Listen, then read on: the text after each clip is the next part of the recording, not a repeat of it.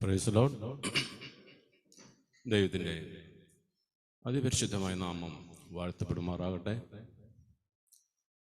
കൂടി വന്നിരിക്കുന്ന സഹോദരി സഹോദരങ്ങൾ, കുഞ്ഞുമക്കൾ, സൂമിലൂടെ സഭായോഗത്തിൽ പങ്കുകൊള്ളുന്നവർ, വിശിഷ്യ സഭയിലായിരിക്കുന്ന കർത്താവിൻ്റെ ദാസന്മാർ, ഏവർക്കും മഹത്വത്തിൻ്റെ പ്രത്യാശയായ ക്രിസ്തുയേശുവിൻ്റെ ധന്യനാമത്തിൽ സ്നേഹവന്ദനങ്ങളെ അറിയിക്കുന്നു.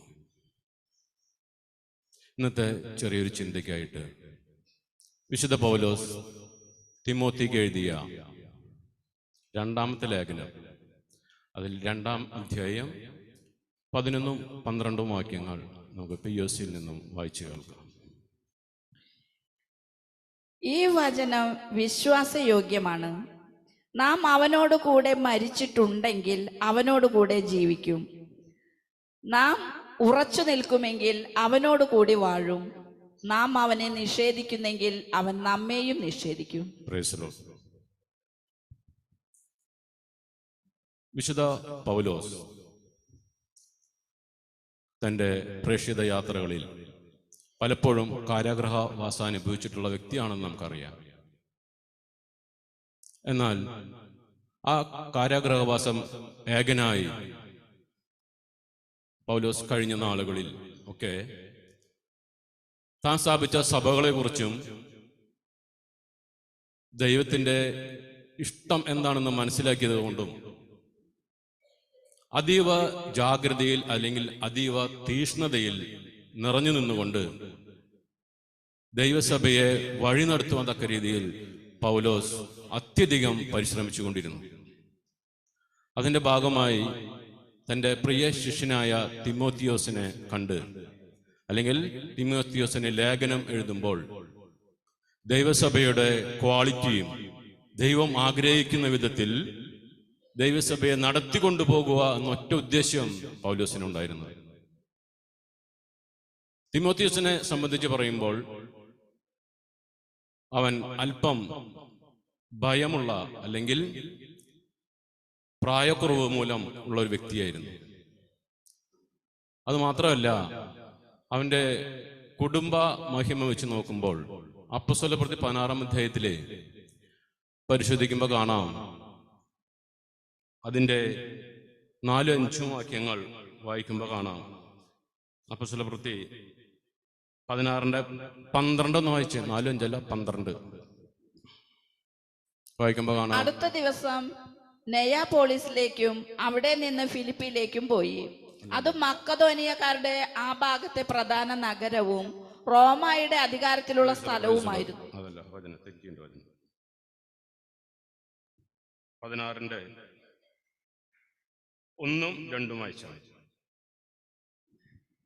16 ദെർബെ, ലിസ്ത്ര എന്നീ സ്ഥലങ്ങളിൽ പൗലോസ് എത്തിച്ചേർന്നു.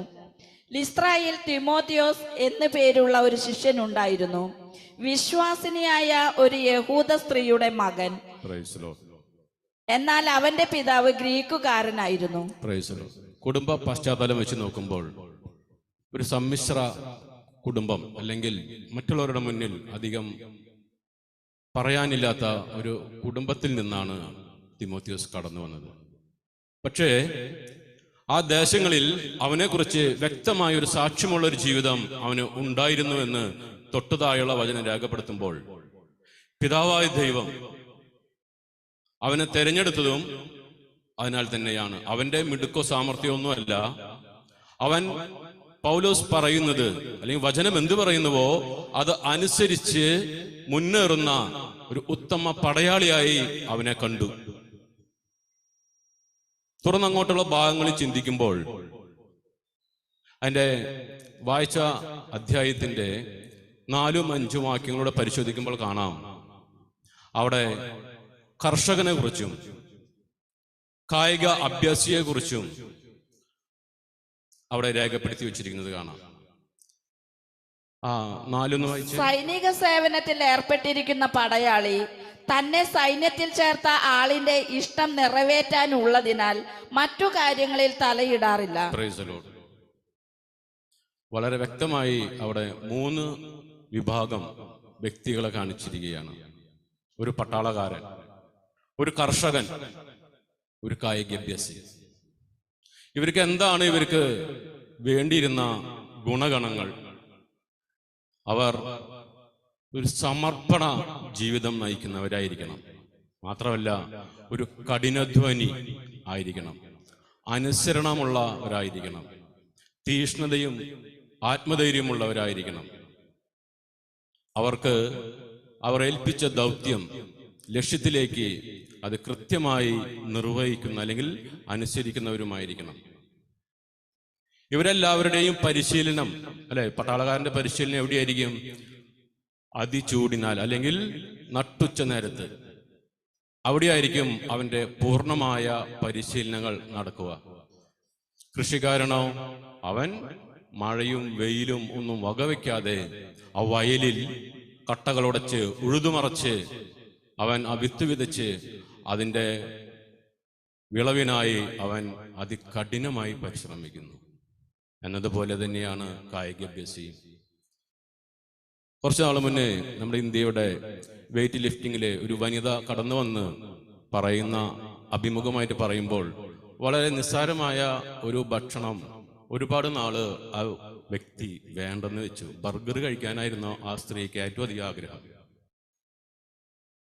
അവരത് പറയുന്നത് വലിയൊരു സംഭവമായിട്ടാണ് അവരത് പറയുന്നത്. ഈ പറഞ്ഞ വ്യക്തികൾ എല്ലാം അവരുടെ ജീവിതത്തിൽ വളരെയധികം കാര്യങ്ങൾ, അല്ലെങ്കിൽ ഈ ലോകത്തോടുള്ള വേർപാട്, ഭക്ഷണങ്ങൾ എന്തെല്ലാമോ ഉപേക്ഷിക്കണമോ അതെല്ലാം ഉപേക്ഷിച്ച് ആ ഉഗ്രതാപത്താൽ, കഠിന പ്രയത്നത്താലാണ് ഇവർ മൂന്ന് കൂട്ടരും പ്രവർത്തിച്ചു കൊണ്ടിരിക്കുന്നത്. പൗലോസ് തിമോത്തിയോസിന് ലേഖനം എഴുതുമ്പോൾ അവിടെയുള്ള സഭയിലുള്ള വ്യക്തികൾക്ക്,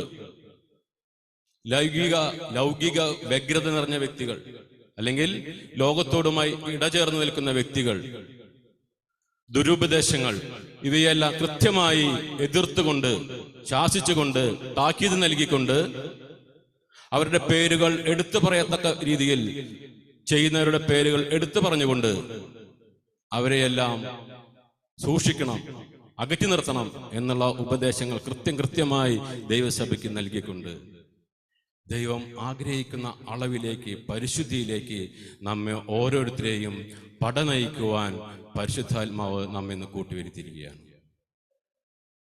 എന്താണ് നമ്മുടെ ഉള്ളിലുള്ള ഈ നിശ്ചയദാർഢ്യങ്ങൾ, അല്ലെങ്കിൽ ഈ സ്വഭാവങ്ങൾ നമ്മുടെ ജീവിതത്തിൽ, നമ്മുടെ ഭൗതിക ജീവിതത്തിൽ നമുക്കത് ആവശ്യമാണ്, ഈ വക നിശ്ചയദാർഢ്യങ്ങളായിട്ടുള്ള സ്വഭാവങ്ങൾ. എന്നാൽ അതിലുപരി ക്രിസ്തുവിന് വേണ്ടി നിലകൊള്ളുമ്പോൾ ഈ പറഞ്ഞ ഗുണഗണങ്ങൾ, ഈ കഠിനാധ്വാനം, അനുസരണം, ഈ മുതലായ കാര്യങ്ങൾ നാം സ്വീകരിച്ചേ പറ്റൂ.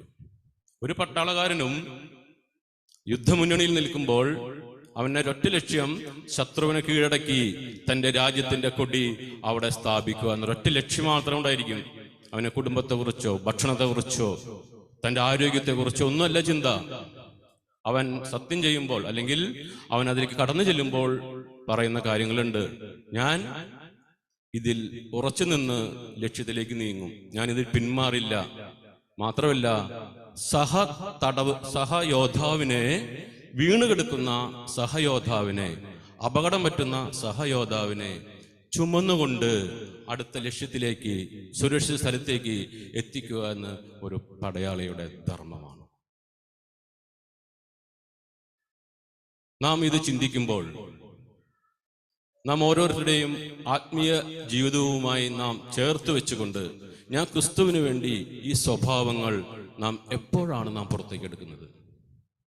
സ്വന്തം ഇഷ്ടത്തിന് വേണ്ടി മാത്രം ആണോ ഞാൻ ഈ ഗുണഗണങ്ങൾ ഞാൻ സ്വീകരിക്കുന്നത്? ക്രിസ്തുവിന് വേണ്ടി ഞാൻ സ്വീകരിക്കുന്നുണ്ടോ? അനുസരണ മനോഭാവം, കൃത്യനിഷ്ഠത, സഹനശീലം, ഇതെല്ലാം ഇവർക്ക് തുടരെ ഈ പറഞ്ഞ കൂട്ടർ നിരന്തരം ജീവിതത്തിൽ അന്ത്യത്തോളം അവർ അത് പയറ്റിക്കൊണ്ട് അവർ ലക്ഷ്യത്തിലേക്ക് നീങ്ങിക്കൊണ്ടിരിക്കുന്നു. ഫിലിപ്പിയ ലേഖനം 3:16 പഴയ സത്യവേദ പുസ്തകത്തിൽ നിന്ന് വായിക്കുമ്പോൾ നമുക്കൊന്ന് വായിക്കാം. ഫിലിപ്പ് ലേഖനം 3:16 വായിക്കുമ്പോൾ കാണാം, നാം ഓരോരുത്തരും ലഭിക്കുന്ന അറിവനുസരിച്ച്, പരിജ്ഞാനമനുസരിച്ച് നാം മുന്നോട്ട് നടക്കണം എന്നാണ് അവിടെ രേഖപ്പെടുത്തി വെച്ചിരിക്കുന്നത്.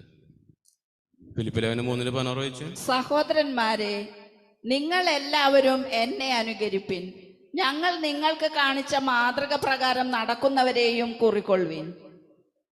ഫിലിപ്പ് ലേഖനം 3:16 എന്നാൽ നാം പ്രാപിച്ചിരിക്കുന്ന പരിജ്ഞാനം തന്നെ അനുസരിച്ച് നടക്കുക. Price the Lord. നാം പ്രാപിച്ചിരിക്കുന്ന പരിജ്ഞാനമനുസരിച്ച് ക്രിസ്തുവിന്റെ പടയിൽ ചേർന്നവൻ അവന് അണിയണിയായി മുന്നോട്ട് പോകണം. സ്വന്തം ഇഷ്ടത്താലല്ല, അവന്റെ സ്വീകരിച്ച, നാം പ്രാപിച്ചിരിക്കുന്ന പരിജ്ഞാനം, അത് പൂർണ്ണമായി ക്രിസ്തുവിനെ കുറിച്ചുള്ള പരിജ്ഞാനത്തിലേക്ക് വളരുവാനാണ് നാം ഇവിടെ കടന്നു വന്നിരിക്കുന്നത്. അങ്ങനെ ആ അറിഞ്ഞ പരിജ്ഞാനത്തിൽ നാം നടക്കുമ്പോൾ, നീങ്ങുമ്പോൾ, അല്ലെങ്കിൽ മാർച്ച് പാസ്റ്റ് ചെയ്യുമ്പോൾ നാം അവന്റെ പടയാളിയായി തീരുക. അങ്ങനെ നാം ക്രിസ്തുവിന് വേണ്ടി, ഇന്ന് പാടിയ പാട്ടിലൊക്കെ അത് നാം കേട്ടു, ക്രിസ്തുവിന് വേണ്ടി ജീവിക്കുക. അവനു വേണ്ടി മരിക്കുന്നെങ്കിൽ അവനു വേണ്ടി ജീവിക്കും. നാം ഒന്ന് ചിന്തിച്ചു നോക്കണം. അവന്റെ തെരഞ്ഞെടുപ്പ് നമ്മുടെ മേൽ ഇല്ലായിരുന്നുവെങ്കിൽ, അവന്റെ കൃപ നമ്മുടെ മേൽ വന്നില്ലായിരുന്നുവെങ്കിൽ, ദൈവമേ, നമ്മുടെയൊക്കെ അവസ്ഥ എന്താകുമായിരുന്നു? ഈ സഭയിൽ നാം കടന്നു വന്നിരിക്കുമ്പോൾ നാം മനുഷ്യരെ പ്രീതിപ്പെടുത്താനല്ല, എനിക്ക് വേണ്ടി ജീവൻ അർപ്പിച്ച ക്രിസ്തു യേശുവിന്റെ പ്രീതിപ്പെടുത്തുവാൻ, അല്ലെങ്കിൽ അവനനുസരിക്കുവാൻ ഞാൻ ബാധ്യസ്ഥനാണ് എന്ന ഉറച്ച ബോധ്യത്തോടു കൂടി, അല്ലെ, കൊരിന്ത്യർക്ക് ലേഖനം എഴുതുമ്പോൾ നീ പത്രോസിൻ്റെതാണോ, നീ പൗലോസിൻ്റെതാണോ എന്നുള്ള ചിന്താഗതികൾ ഇല്ലാതെ, ഞാൻ ക്രിസ്തുവിന് വേണ്ടി ജീവിക്കുവാൻ, ഞാൻ ജീവിക്കുന്ന ദേശത്തെല്ലാം അവനെ പുകഴ്ത്തുവാൻ, അവനെ ഉയർത്തുവാൻ എൻ്റെ ജീവിതം ഇനി ഞാൻ ഉപയോഗിക്കുന്നു. അതല്ലാതെ വേറൊരു ലക്ഷ്യവും ഈ പടയിൽ ചേർന്നവനില്ല. അതിന്റെ 5-ാമത്തെ വാക്യം വായിച്ച്, 2:5, 2 തിമോത്തി 2:5 PS വായിച്ച്. നിയമാനുസൃതം മത്സരിക്കാത്ത ഒരു കായികാഭ്യാസിക്കും കിരീടം ലഭിക്കുകയില്ല. Price the Lord. അവിടെയും നിയമത്തിനനുസരിച്ച് വേണം ഒരു കളിക്കാരൻ, ഒരു കായിക അഭ്യാസി ആ ട്രാക്കിലേക്ക് ഇറങ്ങുവാൻ. അടുത്ത താഴെ വായിക്കാം. അധ്വാനിക്കുന്ന കർഷകനാണ് വിളവിന്റെ ആദ്യ പങ്ക് ലഭിക്കേണ്ടത്. അധ്വാനിക്കുന്ന കർഷകൻ, ഇവരെല്ലാവരും ഈ ഗുണഗണങ്ങളോടുകൂടിയാണ് തൻ്റെ ജീവിതം മുന്നോട്ട് കൊണ്ടുപോകുന്നത്. എന്തിനാണ്? അവർക്ക് ഈ ഭൂമിയിൽ ലഭിക്കാവുന്ന ആ വസ്തുവകകളുടെ നേട്ടത്തിനായി അവർ പ്രയത്നിക്കുമ്പോൾ, ഈ പടയിൽ പങ്കുചേർന്നവൻ, അണിയുന്നവൻ തൻ്റെ സ്വർഗരാജ്യത്തിൽ ഉന്നതത്തിലുള്ള ലക്ഷ്യത്തിലേക്ക് നാം നടന്നു നീങ്ങുമ്പോൾ മുന്നിൽ ശത്രുവിനെ നിഗ്രഹിച്ച് നാം മുന്നേറണമെന്നാണ് ദൈവവചനം ഓർമ്മിപ്പിക്കുന്നത്. ജോഷിയുടെ പുസ്തകത്തിൽ നിന്നും, പഴയ നിയമ പുസ്തകത്തിൽ നിന്നും ഒരു ഭാഗം നമുക്കൊന്ന് വായിക്കാം. കാരണം നാം ക്രിസ്തുവിന് വേണ്ടിയാണ് നിലകൊള്ളുന്നതെന്ന് ഓരോ പടയിൽ ചേർന്നവനും മനസ്സിലാക്കി വേണം നാം മുന്നോട്ട് പോകുവാൻ. ജോഷിയുടെ പുസ്തകം 5:13-14 വാക്യങ്ങൾ PS നിന്ന് വായിച്ച്. ജോഷുവ പുസ്തകം. ജെറിക്കോയെ സമീപിച്ചപ്പോൾ ജോഷുവ കണ്ണുകൾ ഉയർത്തി നോക്കി. അപ്പോൾ കയ്യിൽ ഊരിയ വാളുമായി അതാ ഒരു മനുഷ്യൻ. ജോഷുവ അവന്റെ അടുത്ത് ചെന്നു, നീ ഞങ്ങളുടെ പക്ഷത്തോ ശത്രുപക്ഷത്തോ എന്ന് ചോദിച്ചു. അവൻ പറഞ്ഞു, അല്ല, ഞാൻ കർത്താവിന്റെ സൈന്യാധിപനാണ്. Praise the lord. ജോഷുവ കടന്നു നോക്കിയപ്പോൾ ഒരുവൻ നിൽക്കുന്നത് കണ്ടു. കാരണം ജെറിക്കോയെ കീഴടക്കുവാൻ കാത്തു നിൽക്കുന്ന അവസ്ഥയാണത്. ചോദിച്ചപ്പോൾ പറഞ്ഞു, ഞാൻ ആരുടെയും പക്ഷത്തല്ല, ഞാൻ ക്രിസ്തുവിന് വേണ്ടി നിലകൊള്ളുകയാണ്. നമ്മൾ ഓരോരുത്തരും വളരെ ശ്രദ്ധാപൂർവം ഹൃദയത്തിൽ ചിന്തിക്കണം, ഞാൻ ആരെ പ്രീതിപ്പെടുത്താനാണ് ഈ ദൈവസഭയിൽ കടന്നു വരുന്നത്? മനുഷ്യരെ പ്രീതിപ്പെടുത്താനാണെങ്കിൽ നിന്റെ നിത്യജീവൻ നഷ്ടപ്പെടും. ക്രിസ്തുയേശുവിനെ പ്രീതിപ്പെടുത്തി അവൻ ആഗ്രഹിക്കുന്ന ആ പട്ടാള മേധാവി പറയുന്ന അനുസരിക്കുന്ന ആ മേഖലയിലേക്ക് നടന്നു നീങ്ങുവാൻ നമ്മ ഓരോരുത്തരെയും വിളിച്ചു കൂട്ടിവരുത്തിയിരിക്കുകയാണ്. ആ ദൂതൻ പറഞ്ഞു, ഞാൻ ക്രിസ്തുവിന് വേണ്ടി നിലകൊള്ളുന്ന വ്യക്തിയാണ്. ജോഷിയുടെ പുസ്തകം തന്നെ 1:2 വായിച്ചേ. 1:7 വായിച്ചാൽ മതി. എന്റെ ദാസനായ മോശ നൽകിയിട്ടുള്ള എല്ലാ നിയമങ്ങളും അനുസരിക്കുകയും ശക്തനും ധീരനുമായിരിക്കുകയും ചെയ്യുക. Praise the lord. അവയിൽ നിന്ന് ഇടം വലം വ്യതിചലിക്കരുത്. Praise the lord. ശക്തനും ധീരനുമായിരുന്നുകൊണ്ട് ക്രിസ്തുവിനെ പ്രഘോഷിക്കുവാനാണ് നമ്മെ വിളിച്ചിരിക്കുന്നത്. അതിന് യാതൊരു കഴിവുകളുമില്ല. അതിന് നമ്മുടെ ജോലിയോ നമ്മുടെ ജീവിത പങ്കാളിയോ മക്കളോ വസ്തുവകകളോ ഈ ലോകത്തിലെ ഒരു വസ്തുവും അതിന് തടസ്സമായി നിൽക്കുന്നുണ്ടെങ്കിൽ അതിനെ മാറ്റി നിർത്തിക്കൊണ്ട് അശക്തനും ധീരനുമായി ആ ലക്ഷ്യത്തിലേക്ക് മുന്നേറുവാനാണ് ദൈവം നമ്മെ ആഗ്രഹിക്കുന്നത്. കാരണം ജോഷുവ ജെറീക്കോ പട്ടണം പിടിച്ചെടുക്കുവാൻ പോകുന്ന ഭാഗത്ത് 1-2 വചനങ്ങൾ നമുക്കൊന്ന് പരിശോധിക്കാം. അതിന്റെ 6-ാമത്തെ അധ്യായം നമുക്ക് എടുക്കാം. ജോഷുവയുടെ പുസ്തകം 6-ാം അധ്യായം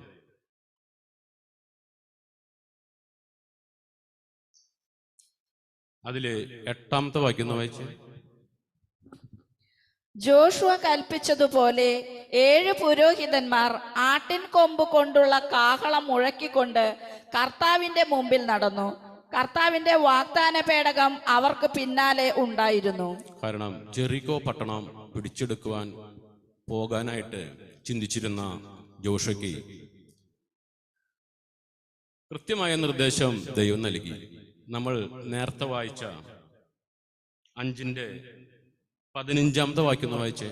നമ്മൾ 5:15 വായിച്ചേ. കർത്താവിന്റെ സൈന്യാധിപൻ പറഞ്ഞു, നിന്റെ പാദങ്ങളിൽ നിന്ന് ചെരുപ്പ് അഴിച്ചു മാറ്റുക. നീ നിൽക്കുന്ന ഈ സ്ഥലം വിശുദ്ധമാണ്. Price the Lord. ചെരുപ്പ് അഴിച്ചു മാറ്റുക. അതായത് നാം ചിന്തിക്കേണ്ടത് നമ്മുടെ ബുദ്ധിയിലല്ല നാം നീങ്ങേണ്ടത്. നാം ഇന്ന വഴിക്ക് പോകണമെന്ന് നിർദ്ദേശിച്ച് നമ്മുടെ പാദങ്ങളെ ഒരുക്കി നാം നിൽക്കുമ്പോൾ പ്രധാന ദൂതം എന്ന് പറയും, നീ ആ വഴിക്ക് പോകണം, നിന്റെ ചെരുപ്പഴിക്ക്. ഞാൻ തരുന്ന ചെരുപ്പിട്ടിട്ട് ഞാൻ പറഞ്ഞ മേഖലയിലേക്ക് കടന്നു ചെല്ലുവാൻ ദൈവം ആഗ്രഹിക്കുന്നു. നമ്മൾ പലപ്പോഴും നമ്മുടെ തീരുമാനങ്ങളുമായി ദൈവസന്നിധിയിൽ നിൽക്കുമ്പോൾ ദൈവം നമ്മോട് അതാണ് പറയുന്നത്, നീ നിന്റെ ചെരുപ്പഴിക്ക്, നിന്റെ തീരുമാനം മാറ്റി ഞാൻ പറയുന്ന വഴിയിലൂടെ, ഇടുങ്ങിയ വഴിയിലൂടെ നടക്കുവിൻ. 6-ാം അധ്യായത്തിലേക്ക് നാം തിരിച്ചു വന്നാൽ കാണാം. അതിന്റെ 10-ാമത്തെ വാക്യം വായിച്ച്. കാരണം ജെറീക്കോ പട്ടണം പിടിച്ചെടുക്കുവാൻ നടന്നു നീങ്ങുമ്പോൾ കൃത്യമായ നിർദ്ദേശം ദൈവം ജോഷുവയ്ക്ക് നൽകിക്കൊണ്ടിരുന്നു. കൽപ്പന കിട്ടുന്നതുവരെ അട്ടഹസിക്കുകയോ ശബ്ദിക്കുകയോ അരുതെന്നും കൽപ്പിക്കുമ്പോൾ അട്ടഹസിക്കണമെന്നും ജോഷുവ ജനത്തോട് പറഞ്ഞു. Price the Lord. അതൊരു അനുസരണമാണ്, ഒരു കീഴ്പ്പെടലാണ്. പടചേർത്തവന് കീഴ്പ്പെട്ട് അണികൾ നടക്കണം. നമ്മുടെ ഇഷ്ടത്തിനല്ല നാം ഈ ഭൂമിയിൽ ജീവിക്കേണ്ടത്. നമുക്ക് വേണ്ടി മരിച്ചുയർത്തെഴുന്നേറ്റ ക്രിസ്തുവിന് വേണ്ടി നാം നിലകൊള്ളുമ്പോൾ സംസാരിക്കാൻ പാടില്ലാത്തടത്ത് മിണ്ടാതിരുന്നോളണം. ദൈവം പറയുമ്പോൾ സംസാരിക്കുക. ക്രിസ്തുവിനുണ്ടായിരുന്ന ആ മനോഭാവം നമ്മളിലുണ്ടായിരിക്കണം. ഇതാണ് തിമോത്തിക്ക് എഴുതിയ ലേഖനത്തിലെ 1:1 വായിച്ചു നോക്കിയ. ഇപ്പൊ നമ്മൾ വായിച്ച കുറിവാക്യം വായിച്ച അധ്യായത്തിന്റെ 1:1 വായിച്ച്.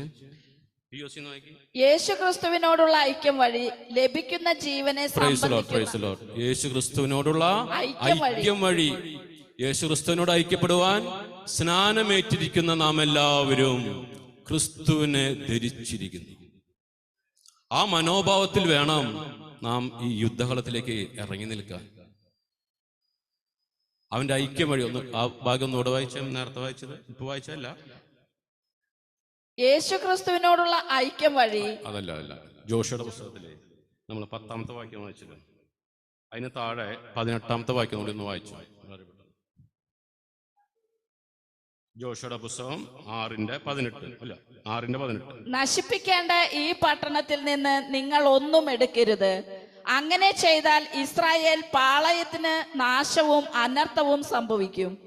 അപ്പൊ ദൈവത്തിന് കൃത്യമായ നിർദ്ദേശങ്ങളുണ്ടായിരുന്നു. ആ ജെറിക്കോ പട്ടണത്തിലേക്ക് കടന്നു ചെല്ലുവാനും അതിന് ചുറ്റും വലമയ്ക്കുവാനും 7 ദിവസത്തിന് ശേഷം ശക്തമായി അട്ടഹസിച്ച് ആ പട്ടണം നിലംപതിക്കുവാനും ദൈവം അവരെ ഒരുക്കിയിരുന്നു. ശത്രുവിനെ നമ്മുടെ കൈകളിൽ ഒരുക്കി വെച്ചിരിക്കുന്നു. ശത്രു നമ്മുടെ മുന്നിൽ കൊട്ടിയടക്കപ്പെടുമ്പോൾ നമ്മുടെ വഴികൾ, നമ്മുടെ ആത്മീയ ജീവിതത്തിന് വിരുദ്ധമായി നമ്മുടെ മുന്നിൽ കൊട്ടിയടയ്ക്കുന്ന വാതിലുകൾ നാം അട്ടഹസിച്ച് ബഹളം വെക്കേണ്ട കാര്യമില്ല. നാം അവൻ പറയുന്നത് പോലെ നടക്കണം. എന്നിട്ട് നമ്മുടെ ഹൃദയത്തിൽ നിന്ന് വരുന്ന വിചാരങ്ങൾ, സംസാരങ്ങൾ ശത്രു കേൾക്കുമ്പോൾ, കാരണം ഹൃദയത്തിന്റെ അകത്തിന്റെ നിറവിൽ നിന്ന് അതരങ്ങൾ സംസാരിക്കുമ്പോൾ അത് പിശാചിന് തിരിച്ചറിയാൻ പറ്റും ഇവന്റെ ഉള്ളിലിരിക്കുന്ന ആത്മാവിന്റെ ശക്തി. അപ്പോൾ അവൻ ആ ബന്ധനത്തിൽ നിന്ന് മാറി അവൻ പുറകിലേക്ക് മാറിപ്പോവും. അതിനെ നമുക്ക് അട്ടഹാസം വേണ്ട.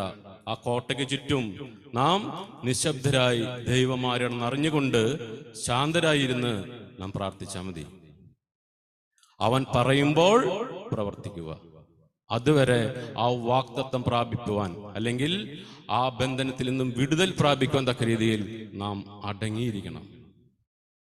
ദൈവസന്നിധിയിൽ ഒരു മാനസാന്തര ഹൃദയവുമായിട്ട് നാം ഇരിക്കുമ്പോൾ ആ കോട്ടയെ തകർക്കുവാൻ ദൈവം വഴിയൊരുക്കും.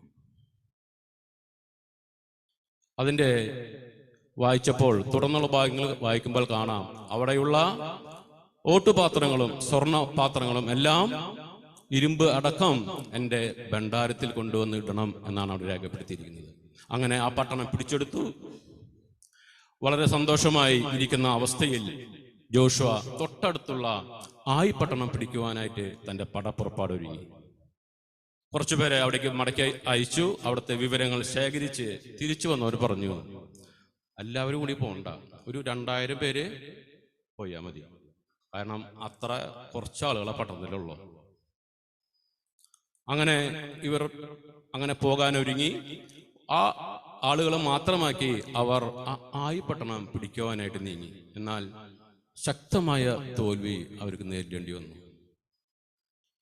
അതിൻ്റെ 8-ാമത്തെ അധ്യായം, ജോഷുവയുടെ 7-ാമത്തെ അധ്യായത്തിലെ 3-ാമത്തെ വാക്യം വായിച്ചു. ജോഷുവ 7:3. അവർ തിരികെ വന്ന് ജോഷുവയോട് പറഞ്ഞു, എല്ലാവരും അങ്ങേട്ട് പോകേണ്ടതില്ല. 2000-ഓ 3000-ഓ പേർ പോയി ആയിയെ ആക്രമിക്കട്ടെ. എല്ലാവരും പോയി ബുദ്ധിമുട്ടേണ്ടതില്ല, കാരണം അവർ കുറച്ചു പേർ മാത്രമേയുള്ളൂ. ജോഷുവ പ്രാർത്ഥിച്ചു, ദൈവമായ കർത്താവേ, അമ്മോര്യരുടെ കരങ്ങളിൽ ഏൽപ്പിച്ച് നശിപ്പിക്കുന്നതിന് അങ്ങ് ഈ ജനത്തെ എന്തിന് ജോർദാൻ ഇക്കരെ കൊണ്ടുവന്നു? അക്കരെ താമസിച്ചാൽ മതിയായിരുന്നു. തോൽവി സംഭവിക്കുമെന്ന് ജോഷ കരുതിയില്ല. കാരണം തൊട്ടടുത്ത പട്ടണം ദൈവം കയ്യിൽ തന്നതല്ലേ. അപ്പൊ ഇതും യുദ്ധത്തിലൂടെ പിടിച്ചെടുക്കാമെന്നുള്ള ആഗ്രഹം ജോഷയ്ക്കുണ്ടായിരുന്നു. പക്ഷേ എന്താണ് സംഭവിച്ചത്? ജോഷ കരഞ്ഞു പ്രാർത്ഥിച്ചെന്ന് തൊട്ടുവചനത്തിൽ കാണാം. 10-ാമത്തെ വാക്യം വായിച്ചു. കർത്താവ് ജോഷുവയോട് അരുളി ചെയ്തു, എഴുന്നേൽക്കുക, നീ എന്തിനെ ഇങ്ങനെ സാഷ്ടാംഗം വീണ് കിടക്കുന്നു? Price the Lord. എന്തിനാണ് നീ ഇങ്ങനെ കരയുന്നത്? കാരണം തൻ്റെ കൂടെ ഉണ്ടായിരുന്ന 36 പേരെ അവർ വകവരുത്തി. അങ്ങനെ ആ പട്ടണത്തെ പിടിച്ചെടുക്കാൻ പറ്റാതെ ഒരുപാട് നിലവിളിക്കുന്ന മോശയെ പറ്റി ദൈവം പറയാണ്, നീ നിലവിളിക്കാൻ വരട്ടെ. നീ ചെയ്തത് എന്തെന്ന് നീ ചിന്തിക്കണം, അല്ലെങ്കിൽ നിന്റെ അണികൾ ചെയ്തെന്താണെന്ന് നീ മനസ്സിലാക്കണം. അവിടെ രേഖപ്പെടുത്തി വെച്ചിരിക്കുകയാണ്. അതിന്റെ 7:1 വായിച്ചേ. ജോഷുവയുടെ 7:1. തനിക്ക് ബലിയായി ദഹിപ്പിക്കേണ്ട ജെറിക്കോയിൽ നിന്ന് ഒന്നും എടുക്കരുതെന്ന് കർത്താവ് നൽകിയ കൽപ്പന ഇസ്രായേൽ ജനം ലംഘിച്ചു. യൂദാഗോത്രത്തിൽപ്പെട്ട സേറായുടെ മകൻ സബ്ദിയുടെ പൗത്രനും കാർമിയുടെ പുത്രനുമായ ആഖാൻ നിഷിദ്ധ വസ്തുക്കളിൽ ചിലതെടുത്തു. തന്മൂലം കർത്താവിന്റെ കോപം ജ്വലിച്ചു. നാം ഈ പടപ്പുറപ്പാടിന് പോകുമ്പോൾ നാം ദൈവവചനവുമായിട്ട് മറ്റുള്ളവരുടെ സമീപത്തേക്ക് ചെല്ലുമ്പോൾ ദൈവം ആഗ്രഹിക്കാത്ത അവസ്ഥകൾ, പാപാവസ്ഥകൾ, ചിന്തകൾ, വസ്തുക്കൾ, ഭക്ഷണങ്ങൾ ഇവ നമ്മിലുണ്ടോ എന്നൊന്ന് പരിശോധിക്കണം. എന്നിട്ട് വേണം ശത്രുവിന്റെ മുന്നിൽ നാം പോയി നിൽക്കാൻ, അല്ലേ? നമ്മൾ കുറച്ചു നാൾ മുന്നേ വിശ്വാസത്തിന്റെ പരിചയെ കുറിച്ച് കേട്ടു, അല്ലേ? ഒരുപാട് പത്യോപദേശങ്ങളാൽ ക്രോഡീകരിച്ച് അടക്കടക്കായി വെച്ചിരിക്കുന്ന ആ പരിചയാണ് നമ്മുടെ കയ്യിലുള്ളത്. ആ പരിചയിൽ ഒരു ക്ഷയം എവിടെയാണ് സംഭവിച്ചിരിക്കുന്നത്? ഏത് പത്യോപദേശത്തിനാണ് ഞാൻ തെറ്റിപ്പോയിരിക്കുന്നതെങ്കിൽ അവിടെയായിരിക്കും പിശാച് തീയമ്പയച്ച് നമ്മെ വകവരുത്തുക. അപ്പോൾ കൃത്യമായ അനുസരണത്തിലൂടെ വേണം ഈ യുദ്ധമുന്നണിയിൽ നാം ശ്രദ്ധിച്ചു നിൽക്കാൻ. നമുക്ക് വേറൊന്നും ചിന്തയില്ല. നമ്മുടെ മുന്നിൽ ശത്രു നിൽക്കുന്നു. അവന്റെ തോക്കിൽ നിന്നും എൻ്റെ ശരീരം തുളയ്ക്കുവാൻ തക്ക രീതിയിൽ ഞാൻ നിന്നുകൊടുക്കാതെ അതിനെ പ്രതിരോധിക്കുവാൻ ശക്തമായ പരിചയം വാളുമായി നാം മുന്നേറണം. അതിന് എല്ലാ പത്യോപദേശങ്ങളും കൃത്യമായി അനുസരിച്ചു പോകണം. കുറച്ച് വേണ്ടാന്ന് വെച്ച് കുറച്ചെടുത്ത് അത് നടക്കില്ല. 1:18 വായിച്ച്. ജോഷയുടെ പുസ്തകം 1:18. ജോഷയുടെ പുസ്തകം 1:18 വായിച്ചു.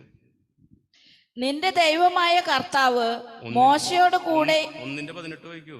ജോഷ 1:18. നിന്റെ ആജ്ഞകൾ ധിക്കരിക്കുകയും നിന്റെ വാക്കുകൾ അനുസരിക്കാതിരിക്കുകയും ചെയ്യുന്നവൻ മരിക്കണം. നീ ധീരനും ശക്തനുമായിരിക്കുക. Praise the lord. അനുസരിക്കുന്നില്ലെങ്കിൽ യുദ്ധമുന്നണിയിൽ മരണം ഉറപ്പാണ്. അത്ര അലർട്ടായിട്ടിരിക്കണം. കാരണം നമ്മെ ഇവിടെ കൂട്ടിവരുത്തിയിരിക്കുന്നത് ആ അണിയിൽ പങ്കുചേരുവാനാണ്. നമുക്ക് എത്ര പേർക്ക് ആ നിശ്ചയദാർഢ്യവും ആ അനുസരണവും എല്ലാം ഉണ്ട്? എന്തിനു വേണ്ടി? സ്വന്തം ജീവിത സൗകര്യങ്ങൾക്ക് വേണ്ടിയിട്ടല്ല, തങ്ങൾക്ക് വേണ്ടി മരിച്ചുയർത്തെഴുന്നേറ്റ ക്രിസ്തുവിന് വേണ്ടി നിലകൊള്ളുവാൻ. അതിനുവേണ്ടി നിലകൊണ്ടേ പറ്റൂ. അത് അങ്ങനെയാണെങ്കിൽ നാം അവനോടുകൂടി മരിച്ചിട്ടുണ്ടെങ്കിൽ അവനോടുകൂടി ഉയർത്തെഴുന്നേറ്റ് ഈ ഭൂമിയിൽ അവനോടുകൂടി ജീവിക്കുകയും തന്റെ മരണശേഷം നിത്യതയിൽ അവനോടുകൂടി വാഴുവാൻ ദൈവം നമ്മെ സഹായിക്കും. അതാണ് വായിച്ച കുറിവാക്യത്തിൽ കേട്ടത്. അത് ഒരുപാട് വിഷയങ്ങളുള്ള മേഖലയാണ്, അങ്ങോട്ട് കടക്കുന്നില്ല. ആ നിത്യതയിൽ അവനോടുകൂടി വാഴുവാൻ ദൈവം നമ്മെ സഹായിക്കട്ടെ എന്ന് പ്രാർത്ഥിക്കുന്നു.